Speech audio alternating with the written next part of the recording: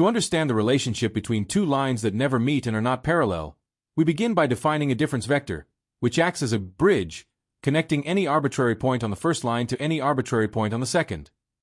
Because calculating the literal distance involves complex square roots, the process is simplified by focusing on the squared magnitude of this bridge. This adjustment streamlines the mathematics while still accurately identifying the exact points where the lines are closest together. The search for the shortest distance then moves into optimization through calculus.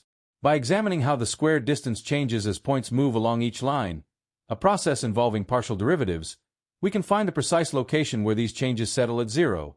This mathematical approach identifies the specific parameters for each line that produce the absolute minimum gap between them. A defining characteristic of this minimum gap is its orientation, known as orthogonality. At the exact points of closest approach, the difference vector is perfectly perpendicular to the direction, or tangent, of both lines. This is verified by checking the relationship between the vectors. If the interaction between the direction of the bridge and the direction of the lines results in a value of 0, the condition of being at right angles is proven. Finally, there is a fundamental geometric relationship and a causal link between distance and orientation. The bridge between two such lines reaches its absolute minimum length only at the single instant when it becomes perpendicular to both paths.